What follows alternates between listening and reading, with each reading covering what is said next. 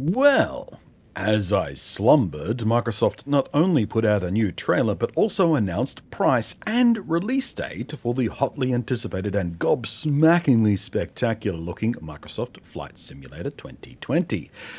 Which is pretty handy, as for the last little while I've been looking at various flight sims, including considering picking up Flight Simulator X, or 10, the predecessor, now a 14-year-old game, and going pretty cheap on Steam, because I figured it would be a pretty handy stopgap while we wait for the 2020 version to finish going through the closed alpha stages it's currently in, then the betas, then finally the release. I had figured we'd not see Sim 2020 until closer to the end of the year, and so did most people whose videos I've been watching about the progress of this game. Well, simulator. Don't call it a game. The simmers get really annoyed when you call it a game. And the reason I've been looking at Microsoft Flight Simulator is I have a new, relatively budget-friendly flight stick that needed some testing. And I'll come back to that in a moment, but yeah. Good thing I didn't spend the money on Flightsim X, because bam, we know the 2020 version is barely a month away at this point. 18th of August, up for pre-order and even preload right now. You can install it right now. And if you're subscribed to the service, it's even included in Xbox Game Pass. Man, all that came out of left field. Left airfield? Boom! Forced aeronautic pun. How do you like me now? So let me just push back. Bam! I did it again from this gate of ever-diminishingly clever wordsmithing to say I would genuinely appreciate it if you showed some love for my expert big brain high IQ wordplay by subbing, belling, commenting, and thumbing this handcrafted YouTube video. Hello again, I am Blunty, and as regulars around here know, a little over a week ago I made a video talking about going full-fat immersion mode for the new Star Wars-themed multiplayer space dogfighting game, Star Wars Squadrons. I spoke at length about VR, but also considerations of flight sticks, a method of input I'd not touched since my childhood, basically. And as that video went live, I reached out to my peeps at Bluemouth Interactive, who, amongst other brands, take care of Thrustmaster stuff here in Aussieland. They got me hooked up with a review sample of the Thrustmaster T-Flight HOTAS 4, which is a mild revision and upgrade over the HOTAS X and HOTAS 1 that I spotlighted in my Star Wars video as being both function-rich, affordable, and from a long-standing and well-trusted brand. The main differences between this and the slightly older models I first spoke of are this has PS4 compatibility, while the X model was PlayStation 3, which, as I was speaking of in the context of using it with a PC-based VR for deeper immersion, wasn't something I cared about, as compatibility wasn't going to be an issue anyway. But the HOTAS 4 also has new internal electronics with upgradable firmware, an accessory input port for use with pedals, giving you an easy upgrade path for even richer immersion if you want that in the future, and based on tests from a super nerd I found on Reddit who pulled one apart and did some testing on the electronics inside, is more refined when it comes to range and how the dead zone behaves.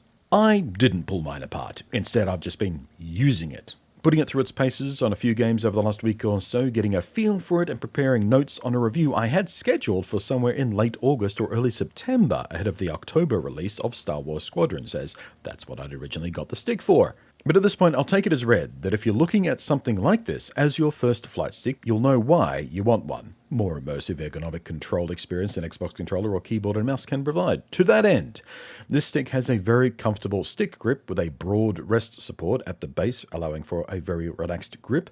There's 4 buttons and a hat switch on the stick, and all fall very comfortably under thumb and finger.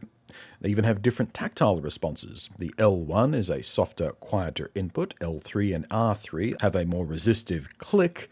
The trigger has a little give before a very positive but silent activation point. And the hat switch is a hard plastic, but it's also surprisingly grippy thanks to its knurling and with a very positive tactile directional input. There's also a tension control knob under the base of the stick. Using this, you can change how tight or loose the stick feels to move, giggity. And can't help myself sometimes. It's not a huge range of difference, and at its loosest, it isn't exactly sloppy loose, but it's always nice to have this adjustment anyway. And the stick also has a twist rudder function. Some people will hate this, some people will love it. It's one of those personal preference things, but it does have a nice weight to the resistance, a strong return to center action, and just enough range to make it a delicately accurate input without straining the wrist too much. And if you prefer not to use it, it can be locked off entirely. The throttle lever also has a rudder control, falling under finger on the backside in a natural resting spot. It too has a positive resistance, a good return to center action, and pleasant fidelity, although it does make a less than prime plasticky clack as you bottom out. You won't really hear it when you're using headphones, as you probably would be for immersion's sake anyway, or even with decent speakers, but it's worth mentioning as it's one of the only aspects of the build that doesn't feel as carefully designed as the rest. Otherwise, you have the rest of the main function buttons smartly scattered around, all falling under finger in natural positions with the exception of the triangle button, placed in a position for a more deliberate reach. I have been assigning this one to my landing gear, because it's nearly impossible to accidentally hit it, and you really don't want to accidentally deploy your landing gear, do you? The throttle action is very smooth feeling, but with a soft tactile stop at 50%. I'm not sure I like this, as it makes very fine control on either side of that stop a bit tricky. But for the most part, it hasn't been an issue, and of course it can be a benefit if you're using it with a game that has forward and reversed thrust ranges, allowing you to find and select neutral very, very easily. Aside from that, I found it pretty easy to be very precise with throttle control. 3 more buttons sit at the base, and in PC use, hitting the PS button will change its indicator color from red to green and back again to show you which axis mode you're in. On red, the stick goes into a 4-6 axis mode, which makes the axes of the stick twist, throttle rocker, and if connected, pedal rudders all combined into a single input axis. In the default of the green indicated 5-8 axis mode, all these axes are separated into completely independent inputs. Now, outside of weird preferences or very specific compatibility issues with any particular piece of software, I can't see many people using it in the red mode. And finally, on the hardware side, you can also detach the throttle section from the stick section using a handy-dandy included Allen key, which rather conveniently snaps very securely, perhaps too securely. In fact, it's a bit of a bitch to get out or put back in. The separated sections are then connected by a short length of cable that is usually hidden and coiled away in a recess underneath. This can be more ergonomically comfortable, and for some can be used to enhance immersion, as rarely in real aircraft are throttle and stick right next to each other. And my only problem with this mode of operation is, without the combined weight of the base, each section now slides a bit too easily across the desk. A serious user might consider more solidly attaching these to a surface somehow to prevent this. In casual use, it's not really bad, but it's bad enough that I have mostly used it in its unified form for the sake of extra stability. There's not much to say on the driver and support software side of things. There's a program specifically for updating the firmware, and another one for basic function checks, but no fine-tuning of calibration, rather interestingly. It's basic, but serviceable enough, and all other customization of controls is done within each specific game or simulator you're using it with. But of course, as a standard HOTAS setup, I found it works immediately without any extra steps in anything I've tried it with, and has support for HOTAS controllers built in. Even crew too, which I was kind of surprised by. And let me tell you, stunt flying with HOTAS in this game, compared to trying to use a couple of thumbsticks and shoulder buttons on a standard controller, is a whole new animal. I felt so much more precise.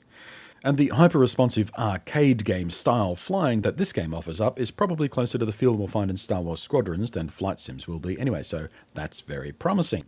But now I've spent every evening for a week zooming around in virtual airspaces, even going so far as to take an A380 flight in real time from Sydney to Brisbane, and yes, I know how boring that sounds when you say it out loud, because it is mostly just flying in a nice straight line at a given altitude and trying to keep it level.